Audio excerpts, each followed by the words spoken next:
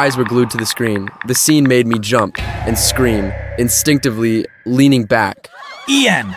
I looked up, straight into my teacher's furious eyes. My classmates snickered. I flipped my phone face down on the desk, shrugging with a grin. "It's just a movie, sir." That only made him angrier. He started yelling, but I didn't bother listening. I just stood up, grabbed my phone, and walked out of class. I never liked sitting in class. Boring lectures, the teacher's monotone voice. It all made me want to fall asleep. Today was no different. I pulled out my phone, scrolling for something more interesting. Maybe a game to kill time.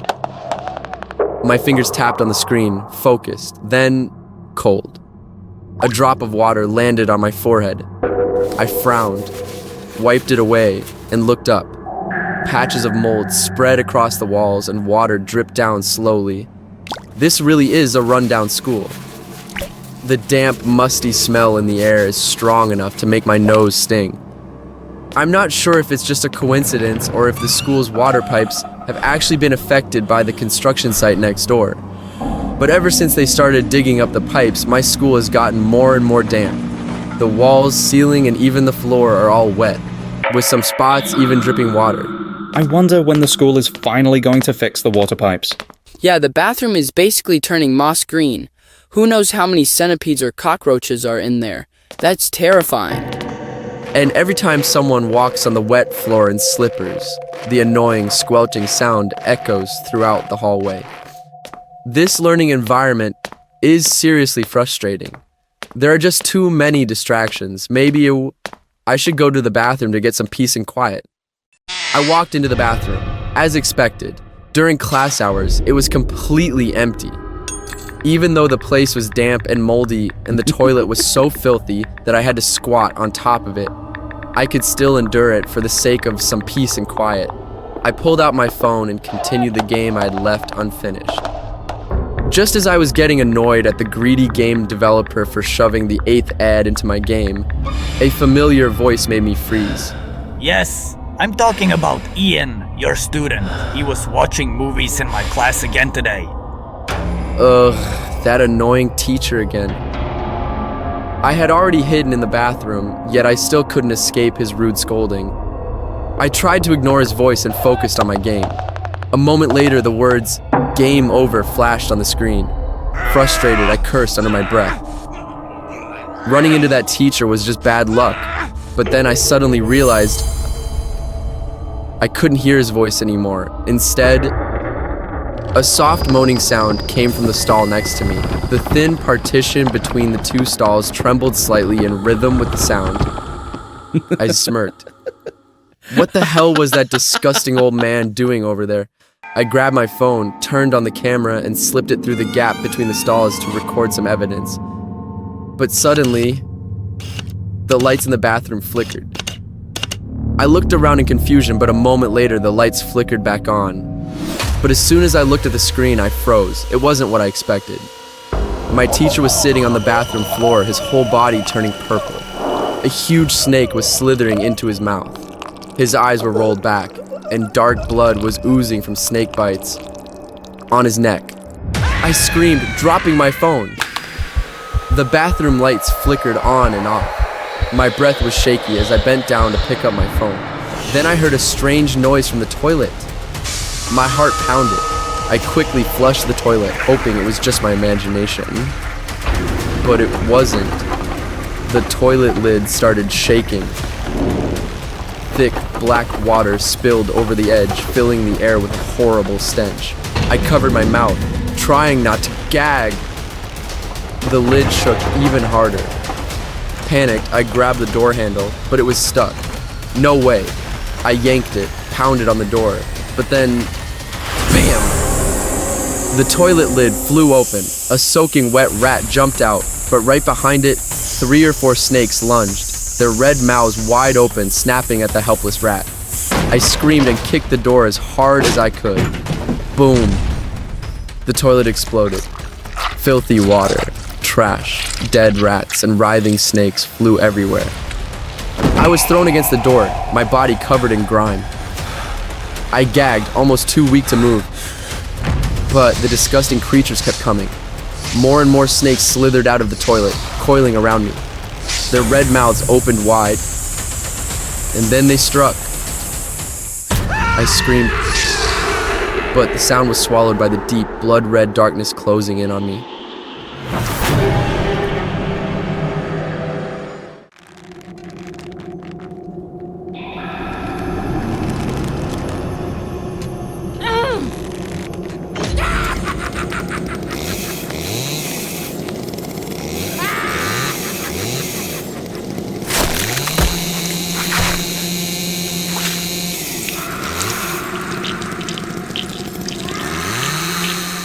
I am not rich, never have been, and probably never will be, but I know how to survive. That night, I went to the birthday party of some university rich kid whose name I can't even remember, wearing borrowed and patched up clothes. And cheap things don't last long. My shoe heel broke. I fell to the floor amidst the mocking laughter of the jerks around me. Some girl pointed at me and shrieked, as if I were the cheapest joke of the day. I stood up abruptly, threw away the broken shoe, and ran out of the party, barefoot, feeling humiliated and angry. The streets were cold and dirty, the sharp stones cutting into my bare feet, making them bleed. I ran with my head down, tears in my eyes, and bumped into a strange man. "Hey, are you blind?" I cursed at him without holding back, but he just glanced at me, his eyes so cold and sharp that I instinctively shut my mouth. The strange man walked away, unaware that the red shoe in his plastic bag had fallen out. I looked at the shoe as if I had seen my good fortune. My heart was pounding. I didn't care how he got it. All I knew was, I wanted that shoe. I picked it up, put it on.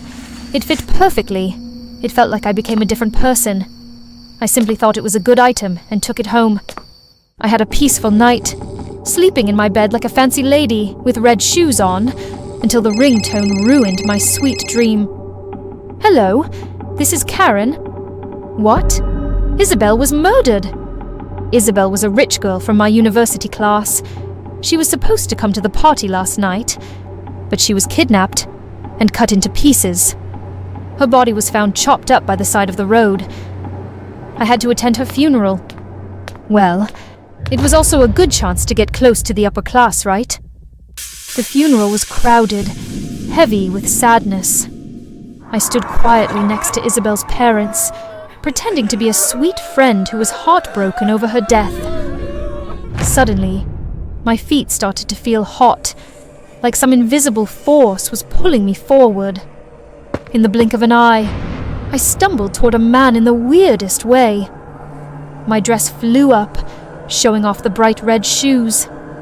I could hear people whispering about my shoes, saying I was disrespectful. Embarrassed, I tried to stop my legs and stand straight. I pulled my dress down to cover the shoes, but they kept glowing red, still trying to move my feet. Was there really something wrong with them? After the funeral, I walked home alone. The shoes were quiet again, just like normal shoes. Then suddenly, the heat came back. The shoes woke up again. It felt like the shoes were getting stronger. They spun me around so hard I had to grab a street sign just to stay upright. I stomped my feet down as hard as I could, trying to stop them. I didn't care what they were. Whatever it was, they really pissed me off. I got home safely and entered the passcode to open the door.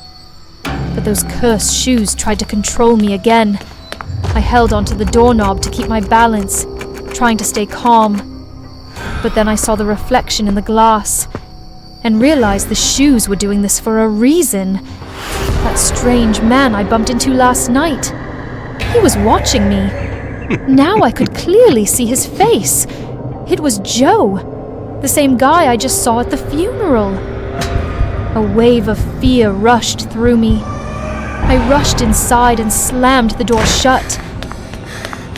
I dropped onto the chair and lifted my leg to take off the shoes, but they wouldn't come off. The harder I pulled, the tighter they got. Blood started leaking from my ankles.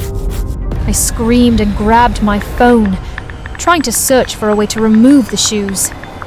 But just as I opened Google, The first news headline made my heart stop. That outfit.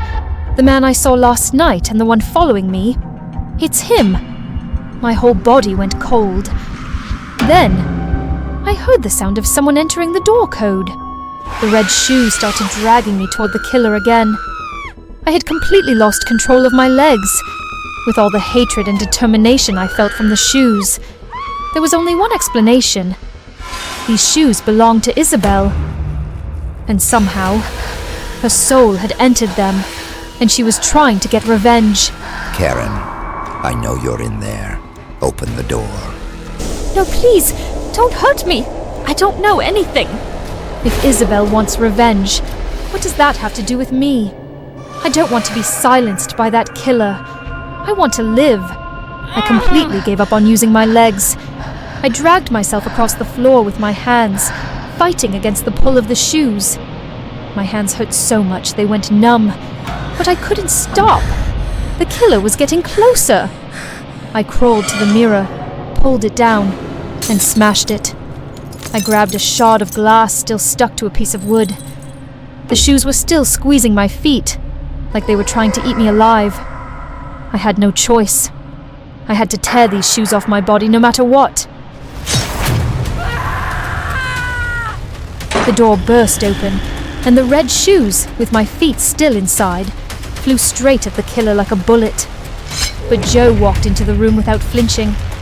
I saw him raise the axe, and the shoes, along with my bloody feet, were chopped into 4 pieces. I heard Isabel's voice, screaming in rage. I crawled backward, reaching out in despair. But Joe just walked toward me, dragging the axe across the floor. Screech! Screech! Screech! I cried. I begged. I screamed for someone to save me. But no one came.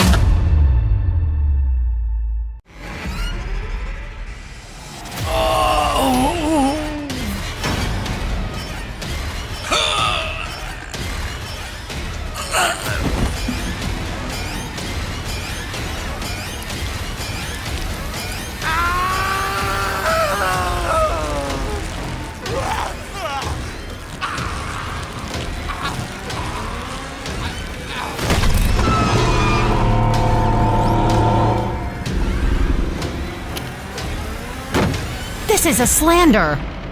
I am Zahn, a drone among the hive, a servant to the queen and protector of our cycle. Yet today, I question everything I have ever known. It began with a film, a human artifact, an insidious weapon disguised as storytelling. The humans called it alien. They had captured footage of us, our forms, our methods, and our survival. See what they think of us. Learn their deceit. The screen glowed. Scenes of violence unfolded, our kind bursting forth from their frail chests, their screams reverberating through the chambers.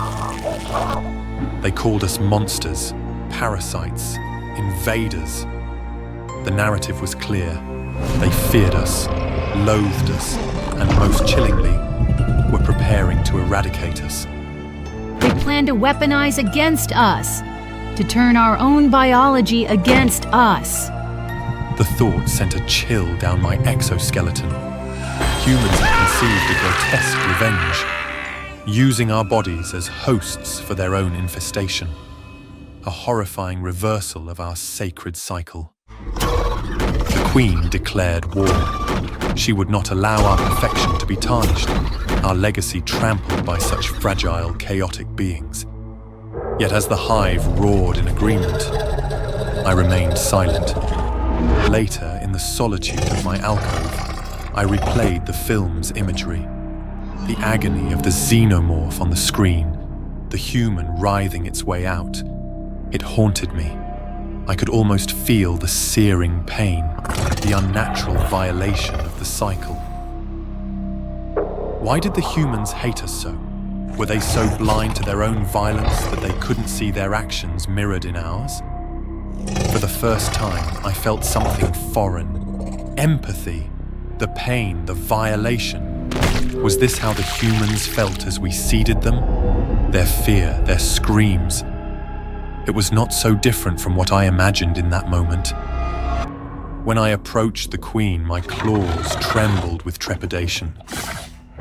"We should negotiate," I said, my voice low. "Their fear drives them. Perhaps we can stop this before more blood is shed." Her massive form turned toward me, her glistening skull tilting in a silent challenge. The hive murmured in disbelief. Negotiate? With prey? Her voice was a venomous hiss. "With equals," I dared to reply. The silence that followed was suffocating. Yet after a long moment, she relented.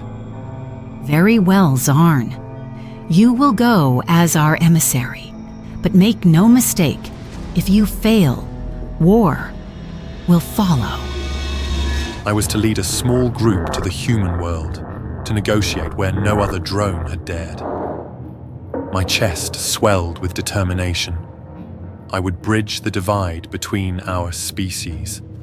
We arrived on the human world under a veil of caution, my team moving silently through their metal constructs. The humans were fragile, soft, yet clever.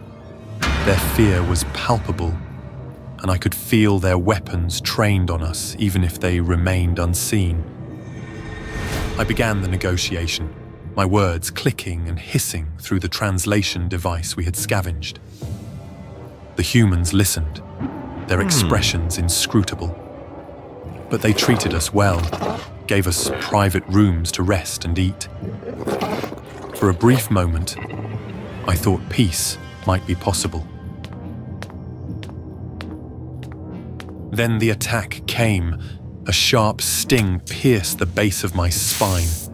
My limbs grew heavy, my vision blurred, and darkness consumed me. The last thing I saw was a human holding a needle-like device, its tip gleaming with ichor. I woke with a start, the memory of the ambush lingering like a bitter taste. My body felt strange but intact. Had it been a dream? A fabrication of my overworked mind? My team gathered around me, their concern evident. To reassure them, and myself, I joined them for nourishment. The food was bitter, but it steadied me. For a moment, I almost believed everything was normal. Then it began. A cough racked my body, sharp and violent. My claws scraped at the table as I doubled over. My team surrounded me, their clicks urgent with alarm. Zarn, what is wrong? I couldn't answer. Pain lanced through my abdomen, a searing, unnatural agony. Something was moving inside me. They laid me on a table, their clicks frantic with concern. My limbs thrashed as the thing inside me shifted, writhing with unnatural intent. I clawed at my own chest, desperate to stop the growing pressure. It surged upward, twisting, tearing. Then, with a sickening crack, my chest exploded. I let out a guttural scream as a human, pale, pink and glistening, erupted from my chest, drenched in my ichor. The room fell silent.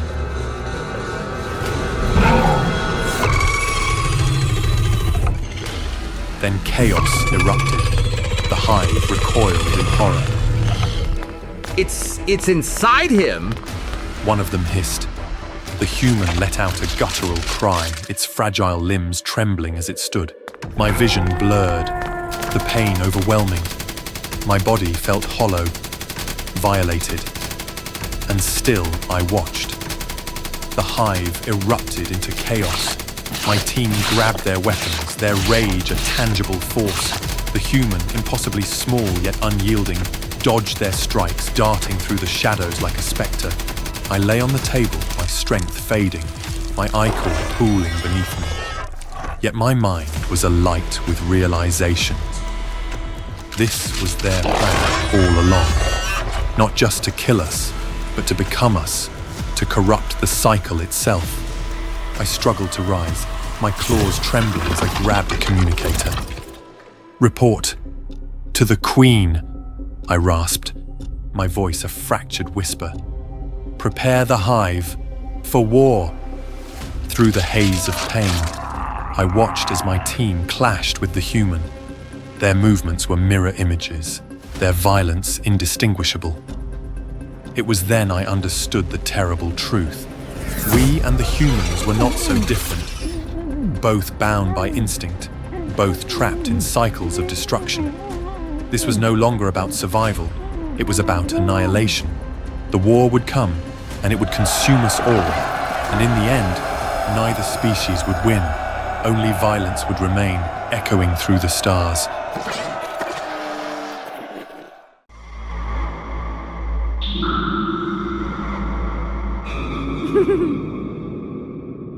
I never thought there was anything wrong with the way I loved him. While others called it obsession or delusion, I saw it as something pure, devotion. Not just the kind that cheers in crowds or collects photo cards, but the kind that longs to know everything, the kind that wants to get close. Minjae had always been the perfect idol. His voice was soft, his eyes tender, and the way he smiled at his fans made you feel like you mattered. I clung to that illusion, because to me, it was never an illusion.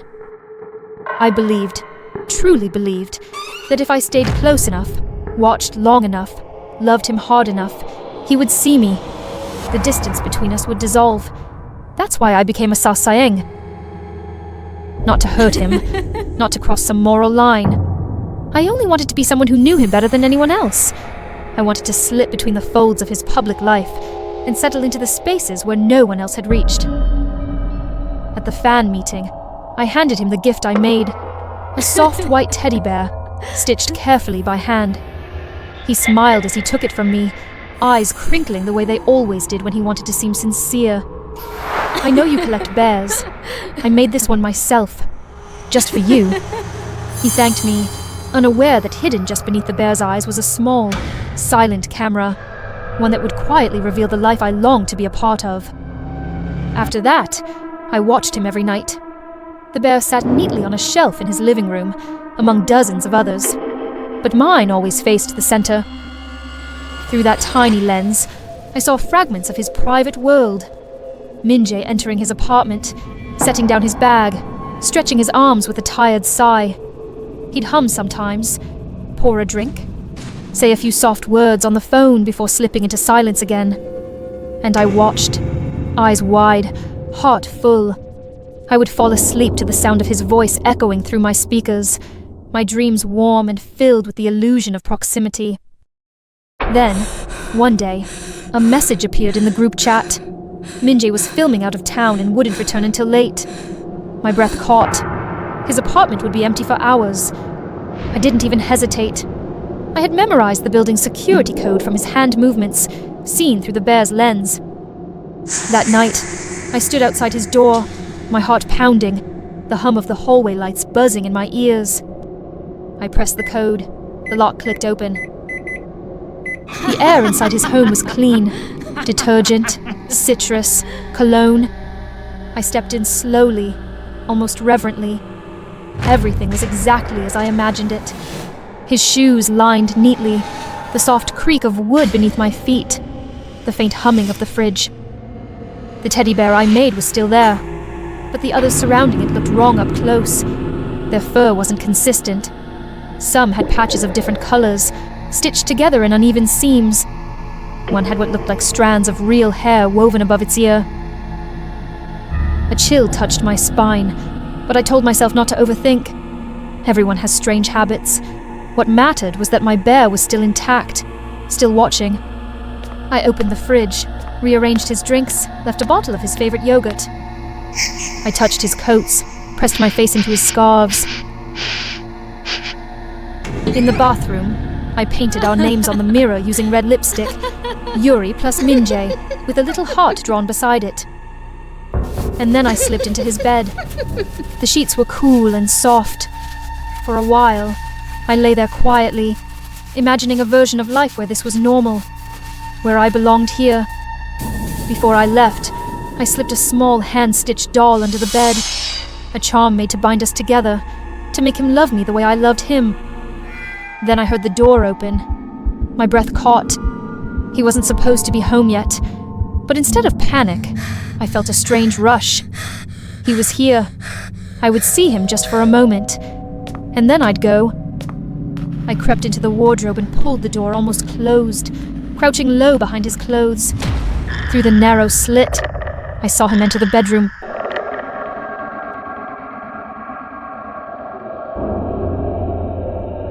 I felt my heart bloom. He liked it. He brought it with him. But then calmly, he reached under his pillow and pulled out a knife.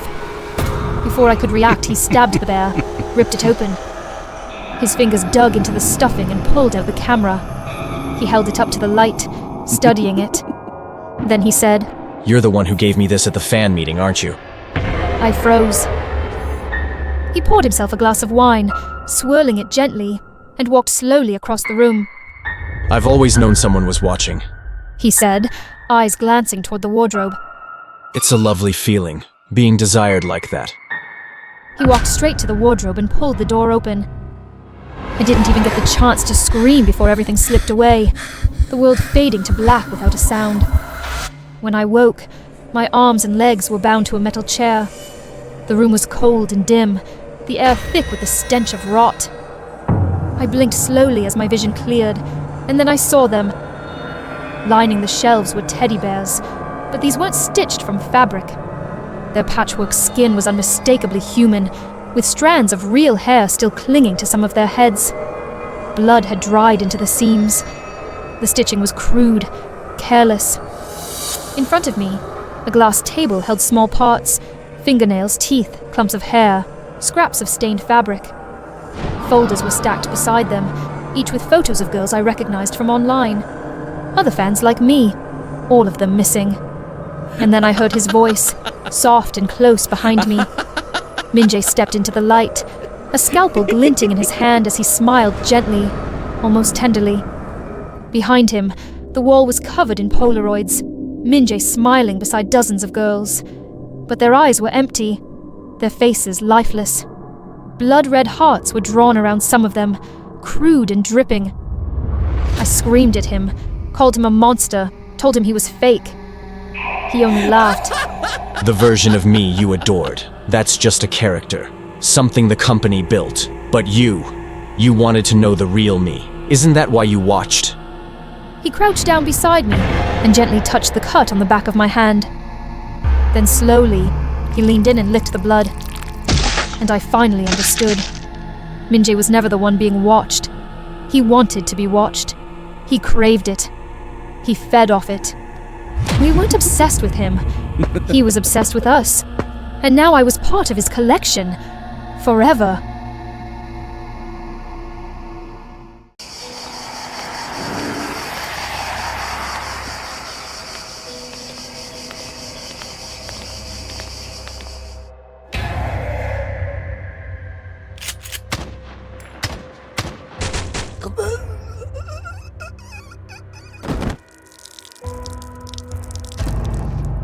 I never expected to be this close to tragedy, let alone share a room with the man at the center of it all, Luigi. His name is now burned into the annals of American true crime, a villain to some, a reluctant hero to others. But to me, he was just my hospital roommate, a young man consumed by pain, both physical and emotional, and crushed under the weight of a system that had failed him. It all began in that dull, sterile hospital room. We were both recovering, me from knee surgery, Luigi from a spinal operation meant to relieve his chronic back pain. Luigi was quiet, polite, but distant, as though speaking took more effort than he could muster. I often saw him with his nose buried in a book, Industrial Society and Its Future, the infamous 1995 manifesto by Ted Kaczynski. At first, I thought his retreat into himself was because of the pain, but it was more than that. One night, I caught him staring at the window, his jaw tight, his fist clenched. I asked if he was okay. His hollow eyes turned toward me, and for a long moment, he said nothing. Over time, he opened up, Luigi told me how he had once been a promising software engineer, a Silicon Valley prodigy, but chronic back pain had derailed his life. For years, he pushed through the agony, going from doctor to doctor, enduring treatment after treatment. When surgery became his last hope, he believed relief was finally within reach. That hope shattered when his insurance claim was denied. Luigi drained his savings to pay for the operation himself, but it brought little relief. The debt mounted, the pain persisted, and his future unraveled. This isn't living. This is existing, and they even took that from me. I remember nodding in shared frustration. I was no stranger to the system's indifference, but with Luigi, it was different. There was a darkness in him, a simmering anger that I didn't fully grasp until it was too late. 2 weeks after Luigi was discharged, the news broke. U-Health CEO killer unmasked. I stared at the TV in disbelief. The suspect? My Luigi, the same man who had offered me half his pudding cup when I couldn't stomach the hospital food. The details were horrifying. On the morning of December 4th, Luigi waited outside the New York Middletown, where Brian was attending an annual investor meeting. He wore a mask to conceal his identity and carried a 3D printed handgun fitted with 3D printed silencer. When he saw Brian, Luigi stepped closer. Witnesses reported hearing him shout, Why did you deny me? Why did you deny all of us? Then he fired. Brian collapsed outside the hotel's glass doors and Luigi disappeared into the chaos of Midtown Manhattan. The casings left behind were engraved with the words delay, deny, and depose. The nation was stunned. Authorities revealed Luigi had been staying at an Upper West Side inn under a false name. He carried forged IDs, a handwritten manifesto railing against the US healthcare system, and a loaded passport ready to flee. His fingerprints matched those found at the scene. Politicians condemned the act, offering condolences to Brian's family while sidestepping the healthcare debate. Social media, on the other hand, erupted. Some vilified Luigi, calling him a coward and a murderer. But others, many of them young, saw him as a tragic figure, a symbol of rebellion against corporate greed. Protests erupted across the country, with signs reading Free Luigi and Fix the System before it breaks more people. When Luigi's manifesto was leaked to the press, it struck a nerve. It was raw and angry, condemning the greed-driven system that exploits suffering for profit. One line read, "I wasn't working with anyone. This was my decision, driven by the pain they ignored and the hope they stole." The backlash was immediate. Security budgets for corporate executives skyrocketed. CEOs hired private protection teams, their offices fortified. The healthcare industry found itself in the spotlight, forced to reckon with questions it had long avoided. Through it all, I couldn't stop thinking about Luigi. I remembered the glimmer of hope in his eyes when he talked about his dreams of writing software that could change the world. I remembered the bitterness in his voice when he spoke of a system that robbed him of that future. Luigi wasn't a hero, but he wasn't a monster either. He was a man broken by pain, betrayed by the institutions meant to help him. His actions were indefensible, yet they forced a nation to confront uncomfortable truths. When the police finally captured him in Pennsylvania, he struggled against the officers shouting at the cameras. That's completely out of touch, an insult to the intelligence of the American people. And I couldn't help but wonder, if someone, anyone, had truly listened to Luigi, would this tragedy have been avoided? Or was it inevitable, the final act of a man with nothing left to lose?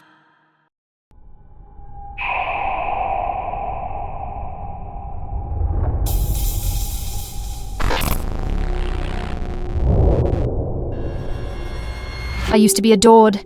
They called me a natural beauty. Effortless, untouched, the golden standard.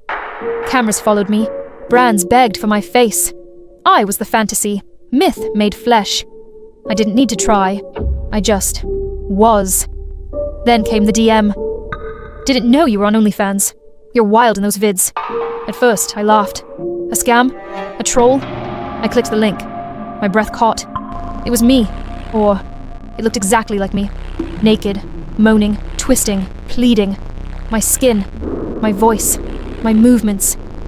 Even the faint scar on my left hip from a jet ski accident when I was 19. I, was doing things I'd never done. Things I'd never let anyone do to me. I felt sick, violated. I reported the account, threatened legal action. It was removed within hours. But the next morning, it was back. Different username, same content. Only now the videos were even more perfect. Soft lighting, cinematic focus, background music synced to every breath, every thrust, every gasp. The way the light caressed her skin, it was like watching worship. I hated it, but I watched it, all of it. And later that night, when I stood in front of my mirror, my hands trembled. I looked tired, puffy, uneven, my pores too wide, my smile too tight. Not like her, not like the woman on the screen. It started with a little Botox, then lip fillers, new gym routine, new diet. But it wasn't enough. I went further. Cheek sculpting, chin reshaping, skin bleaching, rib contouring. Each surgery a step closer to the fantasy. I told myself it was to stay competitive, but deep down, I knew what I was doing. I was rebuilding myself to become her. My agent noticed. She said my smile didn't move right, that something in my eyes had gone. Still. Friends stopped texting. The silence got loud. I deleted them all. I launched my own OnlyFans. I studied every movement from the fake videos. Every glance, every moan. I bought the same sheer crimson robe. I even lit my bedroom to match the artificial glow of her scenes. But the views were abysmal. Her account, the fake, was pulling in hundreds of thousands. Mine, a few hundred. Maybe. The comments burned more than any scalpel. Is this even the same person? This is why AI cannot compare to human.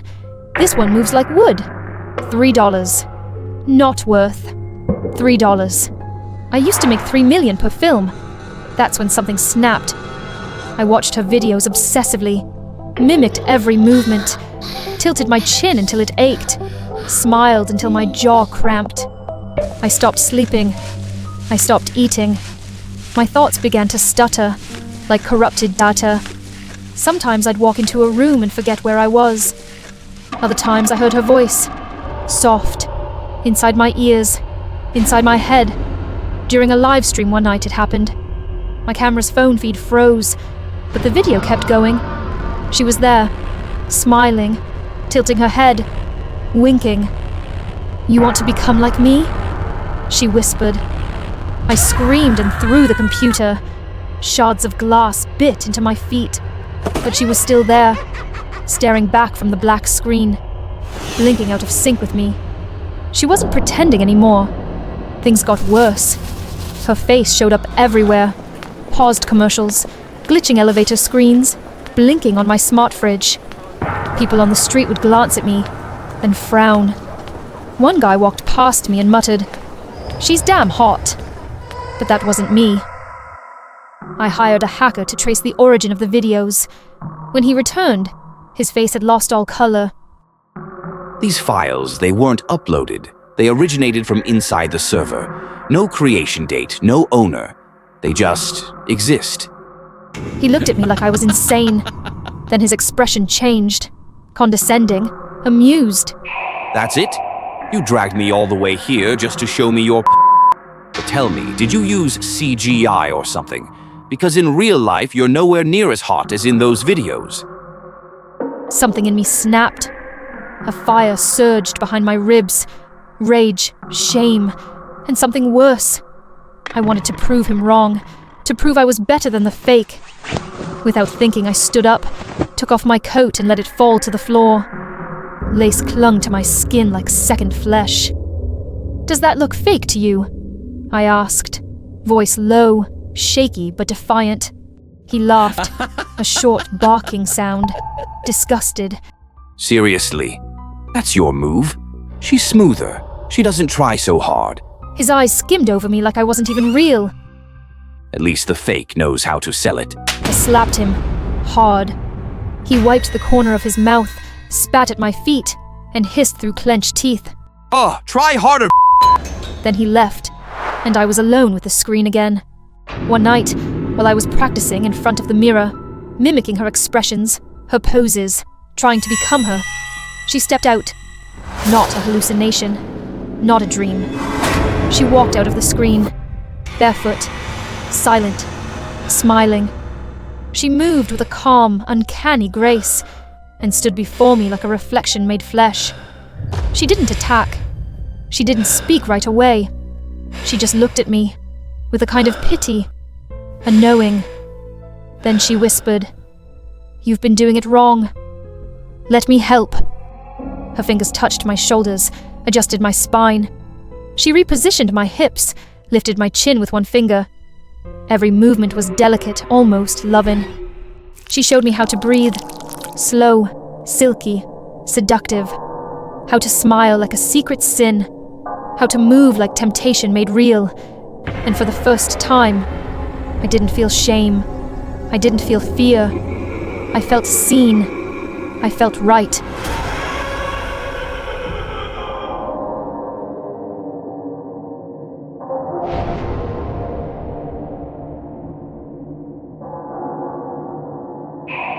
Guess which one of us was real?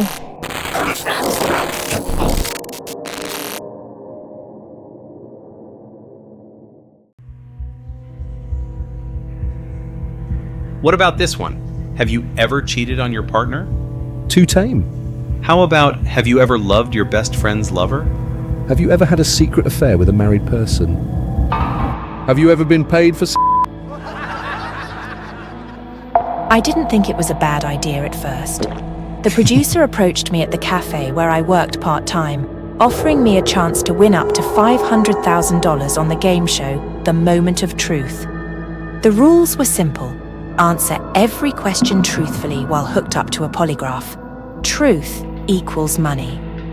I needed that money. It was my only chance to escape the suffocating weight of debt, to finally open the salon I'd dreamed of, and leave behind the dark corners of my life. So I said yes. The casting was straightforward, or so it seemed. I sat in a sterile room, wires strapped to my arms, the cold polygraph machine humming softly beside me. The questions ranged from mundane to slightly invasive. Do you like your appearance? Have you ever lied to get out of trouble?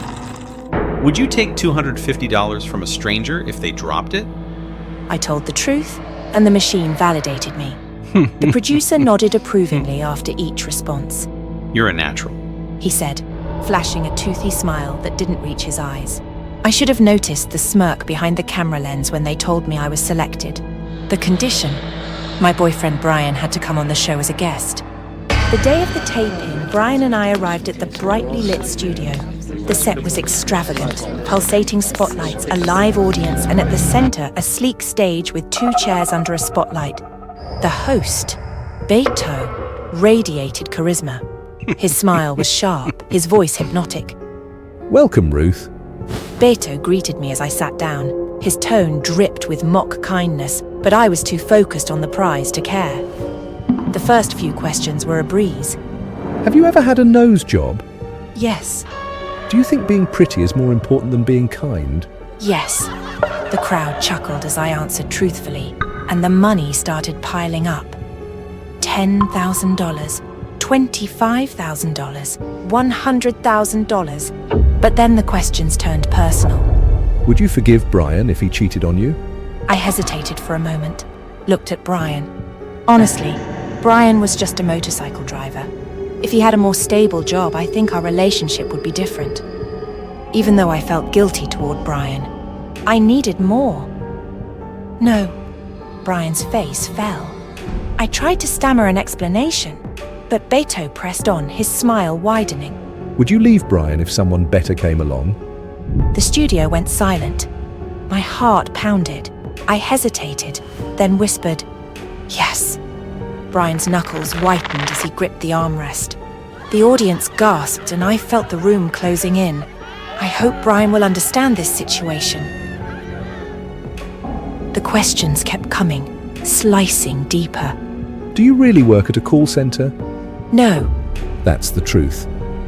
Do you work at a nightclub? Yes. That's the truth.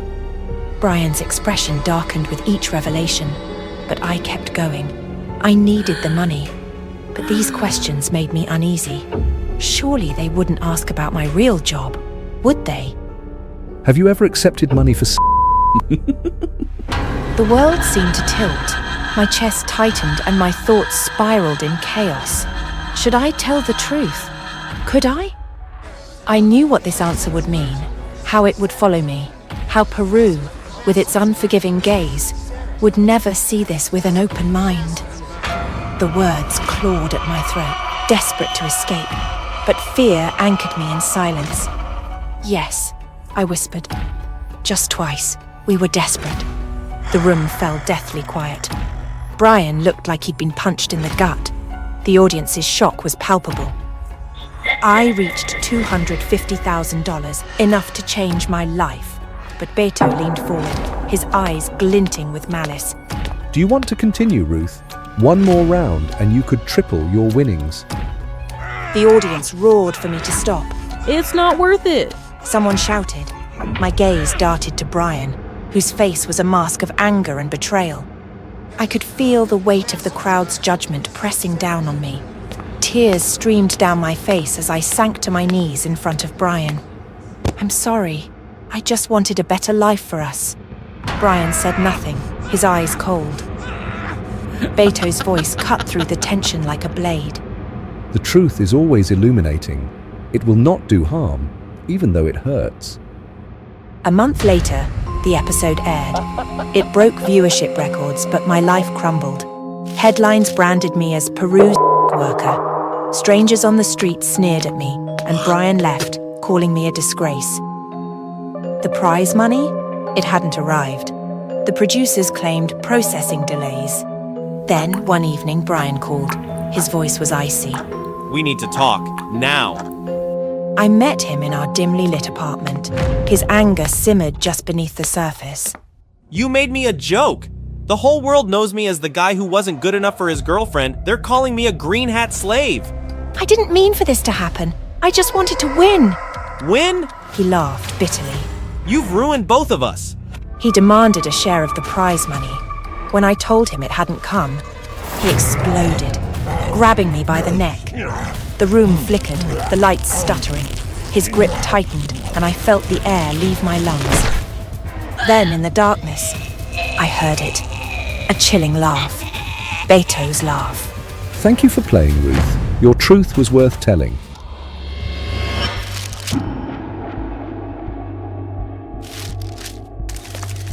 Where's the truth, Mr. Beto?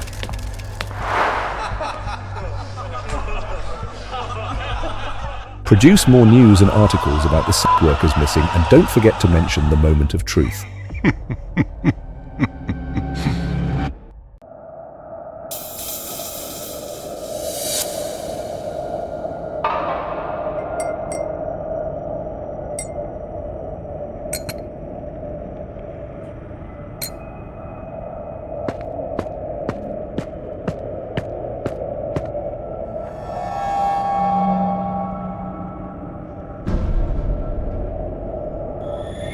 I was never anyone special, just another forgettable name, another unremarkable face among millions.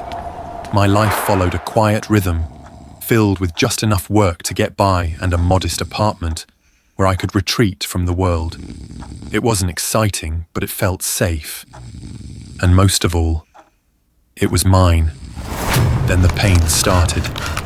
It began as a vague stiffness in my fingers, the kind that follows a poor night's sleep. But it didn't go away. I woke up one morning to find my wrists bent backward in unnatural angles, my hands trembling as if someone else had twisted them while I slept. The veins beneath my skin swelled in strange spirals, crawling like vines beneath the surface. My skin began to peel, not from dryness, but from something deeper, as though something inside me wanted to shed the shell it no longer recognized. I went from one clinic to another, clinging to the fragile hope that someone, anyone, might recognize what was happening to me. The doctors ran every test they could think of, but all I ever got in return were puzzled looks and gentle shakes of the head. And while everything remained uncertain, the pain inside me only grew worse, turning sharper, deeper, as if it was slowly eating away at my very bones from the inside out. Then I was referred to Dr. Louis, a renowned geneticist known for tackling rare and difficult conditions. The institute where he worked felt different, silent, sterile, and watchful. When we met, he didn't look confused or concerned. He looked intrigued. Your case is unique, he said after examining my scans. I believe your body isn't failing. It's adapting. With a full genetic workup, I may be able to stabilize the changes. His confidence made me feel for the first time that maybe there was hope. So I said yes. Every time my condition worsened, I returned. My joints stiffened, my skin cracked open, and sometimes I bled without any visible wound. Louis was always ready, always calm, sometimes even eager. He asked to monitor me overnight, citing unusual biological responses and a need for close observation. One night, as I waited in the hallway, I saw a man escorted into a restricted zone marked Sperm Donation Facility.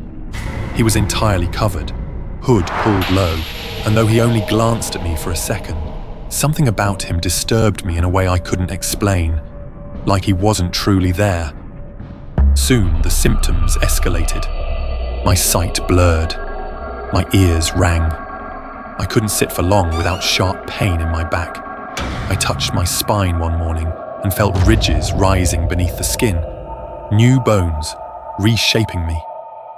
When I told Louis, he responded not with concern but with quiet excitement.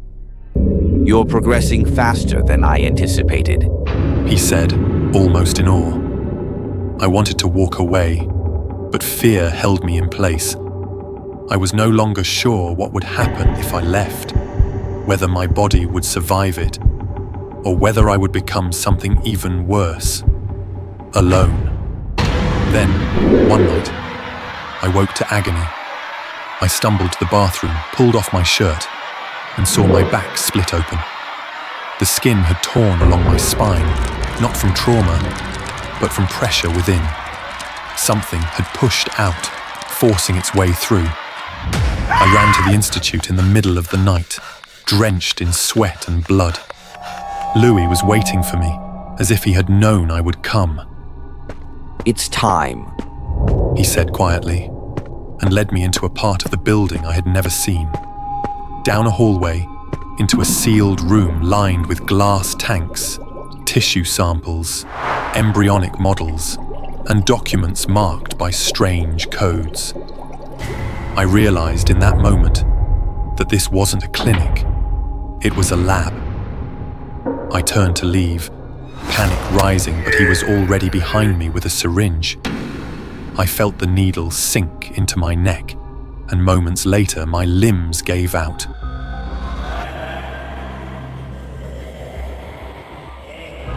He secured me to the chair, whispering that it was just to prevent convulsions. Then he told me the truth. You were part of something greater, a vision for the future of our species, an experimental bloodline created through selective sperm enhancement to forge the next stage of human evolution. You were never meant to survive. Your embryo was marked for disposal, but a clerical slip placed it into the hands of an infertile couple, and they raised you, never knowing what you truly were. I stared at him, frozen, each word cutting deeper than the last. I knew the moment I saw your data. That's why I stepped in. I was guiding you toward what you were always meant to become, Without my intervention, your body would have collapsed under the weight of its own potential. But now you're becoming something extraordinary, and for that, you owe me everything. Then the transformation began. My muscles clenched, spasmed, and tore themselves apart, only to rebuild in strange, knotted shapes. Bones cracked and twisted, reshaping themselves without mercy. My spine broke through my skin, forming a jagged ridge that curved like armor. My screams blurred with the sound of my body unraveling. And then, from just beneath my collarbone, something began to rise. It wasn't just bone, it was flesh. A second face, half-formed, emerging from within me, mouth clenched, teeth grinding, jaw twitching. It had no eyes, but it moved, alive and aware. Louis stumbled back. No, this isn't the final design. This wasn't what I planned. But I no longer heard him. Something inside me had broken loose, not just in body, but in mind. The pain, the betrayal, the realization that I had never truly been human, all flooded through me, drowning whatever pieces of reason remained. I moved before I even knew I had. My body, mutated, monstrous, lunged toward him. I saw the terror in his eyes just before I reached him, but by then, it no longer mattered.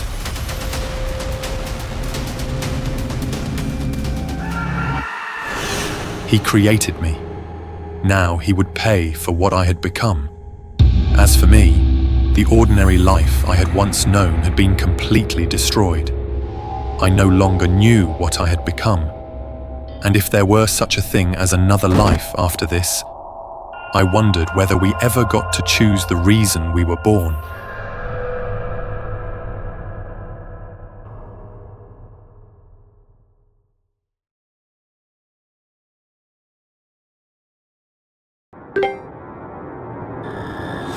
You probably know me, or used to know me.